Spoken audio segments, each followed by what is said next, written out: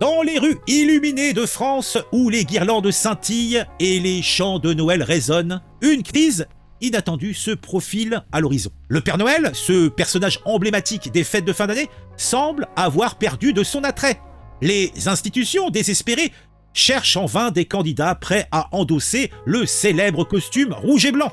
Laurine Bartol, directrice d'une agence événementielle dans la région Rhône-Alpes, avait déjà recruté 23 Pères Noël pour des centres commerciaux, des collectivités et des entreprises privées. Mais cette année, le manque de volontaires lui a coûté une dizaine de contrats. Tout le monde veut son Père Noël, sauf que ça ne se trouve pas comme ça, soupire-t-elle. Une fois que les bons Pères Noël sont pris, la galère commence, notamment pour les week-ends du 7 et du 14 décembre. Le rythme fatigant des journées et l'incivilité de certains découragent des candidats potentiels de ce rôle particulier. C'est peine perdue, ça n'intéresse plus, se lamentait une autre agence. Les offres d'emploi pour des postes de Père Noël s'accumulent sur les sites des agents d'intérim, mais les candidats se font rares. Aller faire le Père Noël 2 fois par an ne fait plus rêver personne, ni en termes d'expérience humaine, ni pour le CV. L'esprit des fêtes se perd, estimait un recruteur. Et peut-être le fait que c'est payé au minimum syndical est peut-être pas mal dans le fait que les gens ne sont pas motivés de se faire insulter, tirer les poils du cul, taper par des enfants et des parents enthousiastes. Eh oui, Federico Manzalo, mascotte professionnel, évoquait un rôle ingrat. Les comédiens intermittents et intérimaires se font rares pour endosser l'emblématique costume